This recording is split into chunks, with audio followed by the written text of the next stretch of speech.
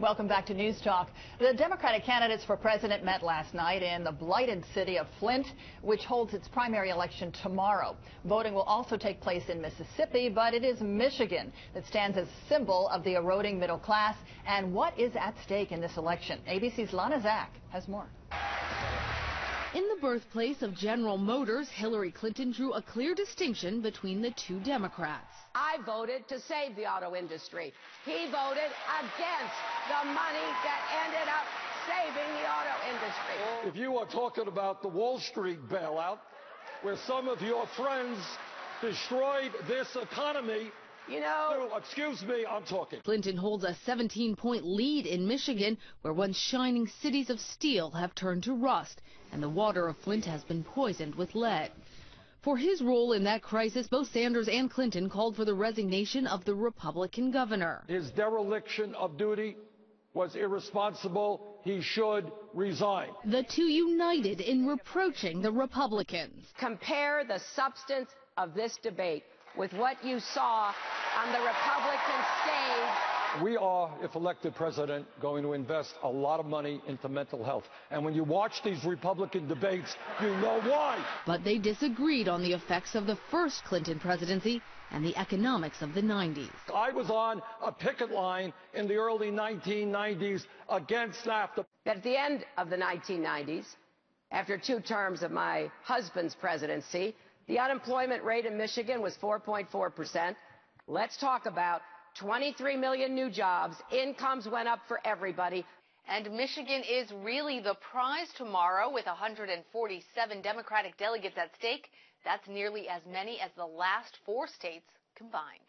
Lana Zach, ABC News, Washington. And here now, Politico's campaigns editor, Steve Shepard. Hey, Steve, good to see you. Always good to be here. What a night, right? More fireworks on stage. Hillary Clinton and Bernie Sanders going after each other there. She was hitting him on jobs in the auto industry, and they also talked about the water crisis in Flint. Flint, Michigan's sort of a little microcosm here of all the ills of what's going on in cities around the country that are having problems economically. That's true, and obviously Flint, Michigan got a lot of attention in this campaign over the past month with its water crisis. You saw both candidates, particularly Hillary Clinton, use her advocacy of the people in Flint in other states with high African-American populations, where she has done very well so far in this primary process. One more is on the ballot tomorrow in Mississippi, but it's Michigan really that is a big prize. Lana mentioned the number of delegates that will be awarded. It's where Bernie Sanders is making a huge investment to try to change the narrative that he can't win in some of these bigger states that aren't as monolithic ethnically in the electorate. Was there a winner last night? In the debate, I think we'll find out. The good news is that with the primary tomorrow, I think we'll find out a lot about that. You know, some people have voted already, and polls show that Hillary Clinton is doing really well among those who cast early ballots. And so we'll see if Bernie Sanders can close the gap on Election Day. If he did anything last night, if Michigan Democrats saw anything last night to change that. Right now, Hillary Clinton, they mentioned that NBC Marist poll showing her up 17 points. Most polls have her up in that 10 to 20 point range. If she can win by that kind of margin, going into some really big states on March 15th, she reclaims the momentum, and by March 15th, we may see the Democratic primary, at least for all intents and purposes, wrapped up for Hillary Clinton. But probably not the Republican. No, the Republican race will go on for a while, right? Republican race is wide open. All the candidates now are below the majority of delegates. Each candidate needs to really gain momentum in order to be able to wrap this thing up. Otherwise, we could be heading to a contested convention in July. Yes, we've heard a lot about that. Let me ask you, can you compare last night's Democratic debate to what we saw with the Republican debate last Thursday night, where it was basically a shout fest, everybody talking over each other, and there were a lot of complaints that there wasn't much said about the substantive issues? Well, I think you saw last night some shouting, including in that package preceding our conversation.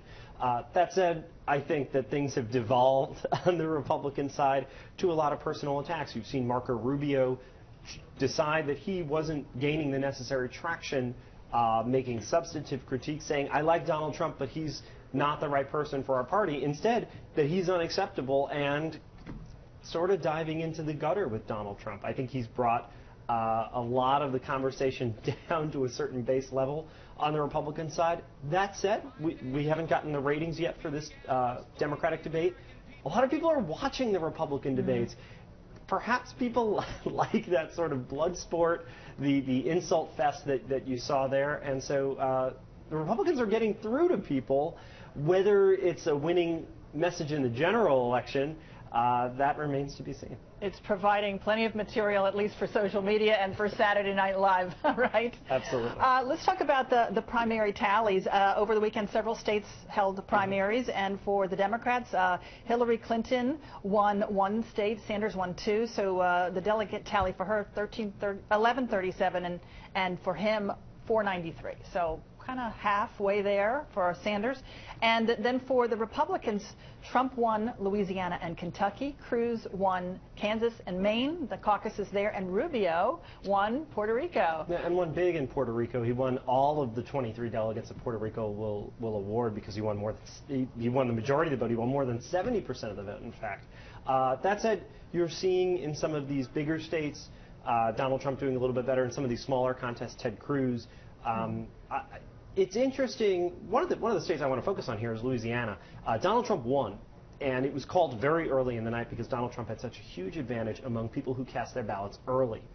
But when it came down to the Election Day vote, as they continued to count throughout the night, the race closed significantly. Ted Cruz did very well among people who waited to vote on Election Day. And now that we're seeing Michigan and Mississippi and Idaho, and then there are caucuses in Hawaii tomorrow night, it'll be interesting to see if Donald Trump is actually losing steam. Louisiana may be the canary in the coal mine there. Then again, if Donald Trump wins in Michigan, wins in Mississippi, sets himself up to do very well in some of the winner-take-all states on March 15th, then perhaps this was just a blip and he's reasserting control. I think we're going to find out a lot more tonight whether or not Republicans who are trying to stop Donald Trump are actually gaining headway. This could be a very interesting week ahead as we see what happens. Before Rubio won Puerto Rico, Donald Trump called, he said Rubio's had a very bad weekend in the primaries, and he called on Rubio to get out of the race. Any signs that might happen? Would Rubio actually leave before he gets to see what happens in Florida, his home state? That seems pretty unlikely. His campaign says he's going to be in it through at least Florida. He may have a rough night tomorrow night in a couple of states. You know, Mississippi looks a lot like Louisiana when it comes to the Republican electorate. It's a place where Donald Trump and Ted Cruz did very well. In Michigan, there are signs that John Kasich is gaining steam. That could take away votes from Marco Rubio. He could end up finishing 4th in Michigan tomorrow night. That said, Marco Rubio, I think, was very interesting. He spent Saturday night in Puerto Rico, made sure he won that big, then flew to Idaho, which has primaries. It's a much smaller state, or at least in terms of population, much smaller delegate haul. But if he's the only candidate really to focus on Idaho, if he can win there, he's also the only candidate advertising in Hawaii, which has caucuses tomorrow night as well. He could maybe try to offset some of these poor performances in the bigger states of Michigan and Mississippi with wins in smaller states.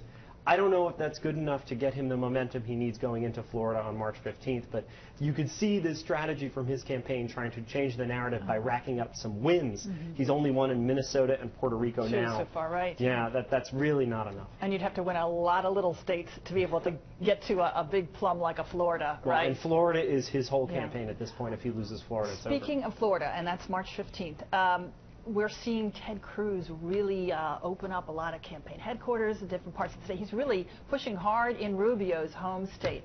What is going on with Cruz? Does he really feel that he can upset Rubio in his home state?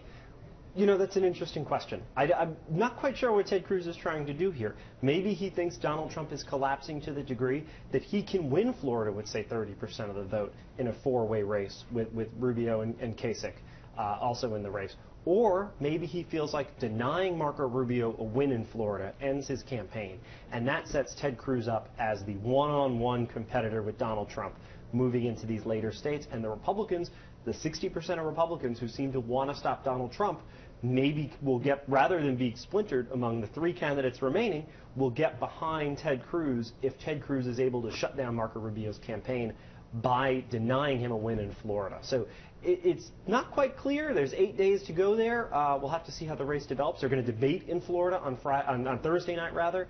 But that seems to be maybe where Cruz's strategy is headed. Or is Donald Trump really the home son of Florida? Because he owns property there, right? Doral and Mar-a-Lago. Yeah, and there are he lives there much of the year, right? And like a lot of people from the New York area who've moved to Florida, these are people who've known Donald Trump since the 1970s and 1980s during his budding career as a socialite and real estate tycoon.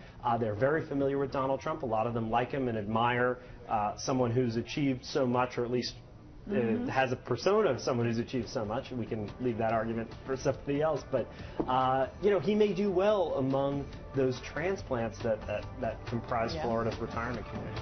We've got to take a quick break here, but stay right where you are. We have more with Politico's Steve Shepard when we come right back.